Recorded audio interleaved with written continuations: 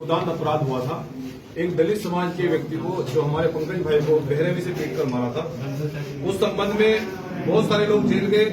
Bhim army जय भीम संगठन के लोगों ने इस प्रकरण में शांति बनाने की प्रयास किया, तो उन लोगों पर भी मुकदमे लिखे गए।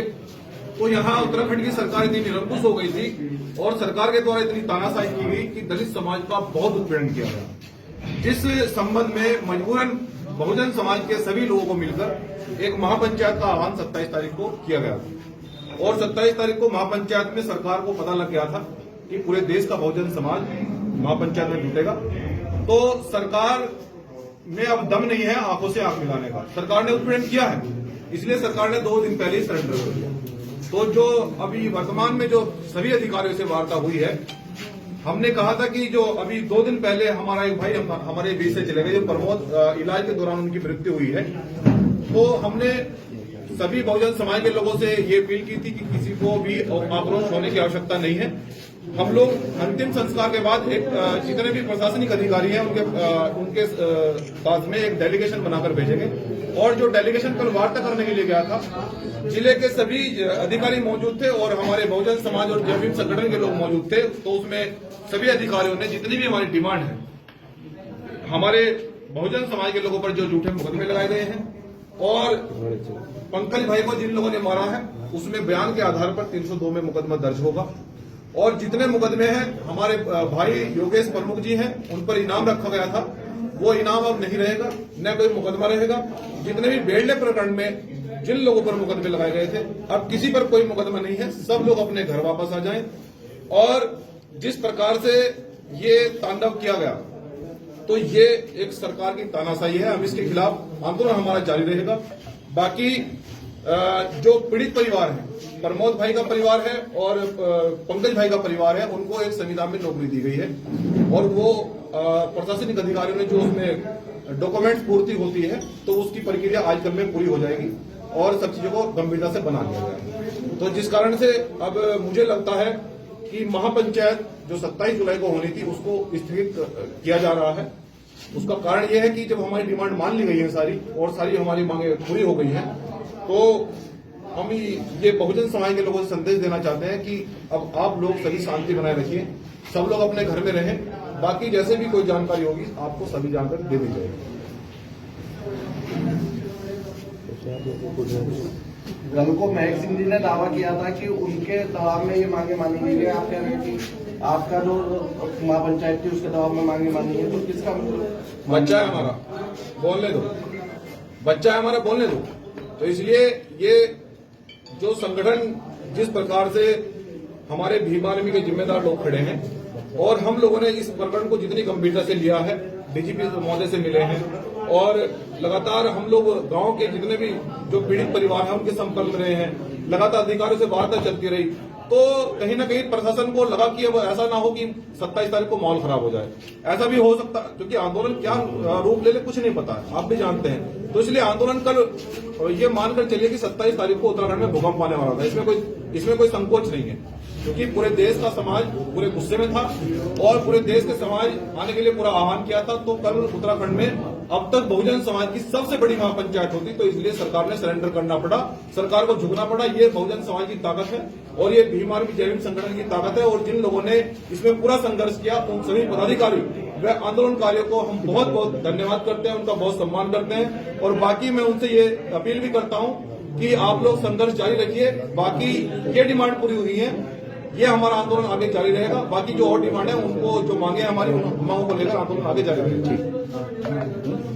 देखिए, जो वो आए थे, क्या नाम उनका, आयोग से आए थे, उन्होंने जो है जो चीजें बताई गई थी ऑन कैमरा बताई थी उन्होंने, वो कोई भी चीजें अभी नहीं हुई, क्योंकि जो पंकज की जो वाइफ थी उनको भी जो है कोई मुआवजा अभी नहीं मिल पाया, कोई उसको नौकरी नहीं मिल पाई। तो उसमें क्या है? देखिए, जब कल जो डेलीगेशन बुला गया है, हमारे सभी बहुजन समाज के लोग गए थे, तो उसमें डीएम एसएसपी महोदय हरिद्वार के मौजूद थे। तो उसमें ये डॉक्यूमेंट जो पूर्ति है, ये 24 घंटे के अंदर अंदर उसको पूरी करने के लिए बोला गया है। तो 24 घंटे के अंदर अंदर ये डॉक्यूमेंट्स पूर्ति करके, जैसे कि आप बता रहे हैं मुआवजे की बात बता रहे हैं और जो नौकरी की बात बता रहे हैं, तो उसको 24 घंटे में पूरा कर लिया जाएगा। बाकी मुझे जानकारी मिली है कि एक परिवार को तो नौकरी पर जो है ना वो सिलेक्शन भी दे दिया, उनको ज्वाइनिंग कर लिया उन्होंने कल। बाकी जो डिमांड है हमारी उनको बहुत जल्दी पूरा कर लिया जाएगा। और मैं कहना चाहता हूं कि अगर डिमांड पूरी नहीं होती है, अगर सरकार अपने जवान से भागती है या प्रशासनिक अधिकारी अपनी बात से मुकरते हैं, तो फिर हम लोग गए कहीं फिर आंदोलन के लिए हम लोग तैयार खड़े हैं। जो लोग 14 लोग जो जेल में थे, इनमें से एक मृतक हो गया और 13 लोग बचे हैं, तो कब आप जेल से बाहर? बिना किसी शर्त के सभी सम्मानित जो लोग जेल में हैं, हमारी बहनें भी कुछ जेल में हैं, उनको बिना किसी शर्त के रिहा किया जाएगा। 24 अभी उन्होंने कहा है कि 3 या 4 दिन का मैं समय मांगा है सरकार ने कि 3 या 4 दिन में उनको बाहर ले जाएगा बिना किसी शर्त के। ये कोई मुकदमा नहीं लगेगा, जो लोग जेल में हैं उनको बाहर निकाल लिया जाएगा। जिन लोगों पर मैं फिर से बता रहा हूं कि ये इनाम वगैरह रखा गया था, उन पर सबसे इनाम हटेगा। मेरा बहुजन समाज के उन लोगों से भी ये अपील है कि आप अपने जो प्रत्येक दिन में जो कार्य करते हैं, आप लोग काम करते हैं वो काम करिए, किसी को परेशान होने की जरूरत नहीं है, अपने आप घर रहिए, जो काम कर रहे हैं वो काम कीजिए, अब किसी पर कोई मुकदमा नहीं है। अच्छा, पुलिस प्रशासन के द्वारा जो लोग जेल भेजे गए थे अभी, उन लोगों के खिलाफ कार्रवाई की मांग नहीं करते आप लोग? कौन से लोग बता रहे हैं? जो लोग जिन लोगों को अब छोड़ रहे हैं उनके खिलाफ मुकदमे भी लिखे थे इन लोगों ने, फर्जी मुकदमे बताए गए थे आप लोगों के द्वारा ही, उन लोगों के खिलाफ कार्रवाई की मांग नहीं करते क्या आप लोग? नहीं, देखिए इसीलिए तो आंदोलन किया गया था 27 में, इसलिए महापंचायत की गई थी कि जो लोग दोषी हैं जिन्होंने हमारी बहनों को पीटा है, हमारे भाइयों पर हमला किया है और जिन लोगों ने इतना बड़ा गांव के अंदर तांडव किया है, उन लोगों पर कार्रवाई की जाए। और बाकी जो लोग निर्दोष हैं, क्योंकि बहुत सारे लोग, मुझे लगता है कि बहुजन समाज के लोग सभी निर्दोष हैं और सभी निर्दोषों को अब तक क्यों नहीं छोड़ा गया, यही हमारा मांग थी, यही सरकार के सामने डिमांड। तो इसलिए महापंचायत का निर्णय लिया गया था। बाकी 2 या 3 या 4 दिन में, ज्यादा से ज्यादा 4 दिन में सब लोग जेल से रिहा हो जाएंगे, सबको बिना किसी शर्त के रिहा किया। अध्यक्ष जी, आप समाज की लड़ाई लड़ते हैं, बहुत अच्छी बात है, लेकिन जो इंस्पेक्टर घायल हुआ था वो भी आप ही के समाज का था, उसके लिए आपने कोई धरना प्रदर्शन नहीं किया, क्या कहेंगे? अधिकारी की कोई जात नहीं होती है, अधिकारी की कोई जात नहीं होती है। मैं पूछ रहा हूं कि जिन लोगों ने तांडव किया, जो लोग कैमरे में दिखाई दे रहे हैं, जिन लोगों ने लाठी डंडे कैमरे में दिखाई दे रहे हैं, उनको अब तक गिरफ्तार क्यों नहीं किया गया? इसलिए तो आंदोलन रखा गया था। जो लोग दोषी हैं उनको गिरफ्तार किया जाए, हम आज भी कर रहे हैं। तो इसी प्रकार से, क्योंकि सरकार के दबाव में बहुत सारी चीजों को गुमराह किया जा रहा था, लेकिन हमें बाबा साहब डॉक्टर अम्बेडकर ने जनतंत्र दिया है। लोकतंत्र से भी बड़ी एक चीज है जनतंत्र, और हमने उसको साबित किया। 27 तारीख को साबित करते सरकार को पता था कि सरेंडर करना पड़ेगा। 2 दिन पहले सरकार ने सरेंडर किया और हमारी मांगे पूरी होगी। जैसे योगेश कुमार के ऊपर 25,000 रुपए का इनाम रखा गया था पुलिस द्वारा, तो क्या उन्हें भी निर्दोष करार दे दिया गया? हमने योगेश भाई के बारे में उसी दिन कहा था जिस दिन उनके ऊपर इनाम रखा गया। योगेश हमारा भाई है, अगर उससे क्रोच आती है तो फिर हम किसी भी तरह से चुप नहीं रहेंगे। योगेश कोई क्रिमिनल है, कोई अधिकारी है, किस आधार पर आपने उनके ऊपर इनाम रखा? एक सामाजिक कार्यकर्ता के ऊपर अगर आप लोग इसको क्रिमिनल बनाएंगे तो ये न्याय प्रक्रिया कैसे चलेगी? क्या न्याय प्रक्रिया फिर वो क्या नाम है, आप कोई कौन विश्वास करेगा न्याय प्रक्रिया पर? तो इसी प्रकार से हम सम्मानित मीडिया बंधु से बता देना चाहते हैं कि जो सामाजिक आंदोलनकारी हैं उनके साथ में ऐसा दुर्व्यवहार न किया जाए, क्योंकि हमारे भीम आर्मी में कुछ लोग परसों अरेस्ट किए थे, प्रदेश प्रभारी के साथ में पूरी तरह से मारपीट की। भाई किसको अधिकार है? एक व्यक्ति पूरे प्रदेश का नेतृत्व कर रहे हैं, माहौल को शांत कर रहे हैं, जनता को उन्होंने संभाल रखा है, आप उनको उठाकर पीट रहे हैं, कौन सा न्याय है भाई?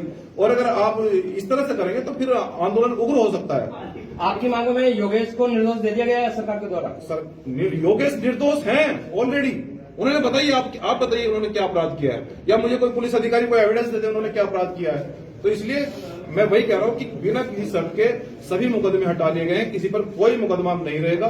3 या 4 दिन में सबके मुकदमे को स्क्रूटनी भरकर, जो प्रक्रिया नई प्रक्रिया होती है उसको भरकर सारे मुकदमे वापस ले लिए जाएंगे। कोई नाम नहीं रहा। जो आप काम करते हैं हमारे समाज के लोग वो काम करें, और बाकी यदि कोई कमी रह जाएगी तो हम फिर से वार्ता करके आप लोग को जानकारी देंगे।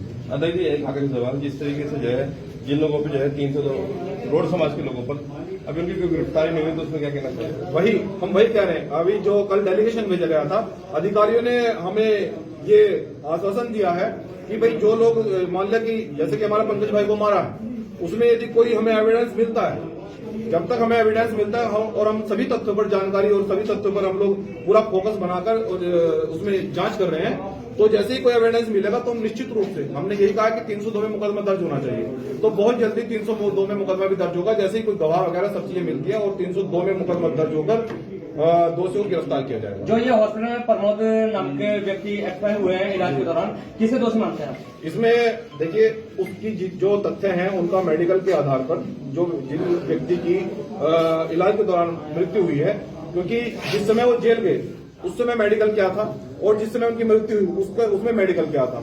इसमें दूध का दूध और पानी का पानी करने की आवश्यकता है और जांच हो रही है गंभीरता से। जो भी जांच में आएगा, अगर उसमें यदि कोई भी दोषी हो, चाहे वो कोई भी दोषी हो, तो निश्चित रूप से उसमें कार्रवाई हम लोग कराएंगे। ये हमारी वार्ता चल रही है। ठीक है भैया।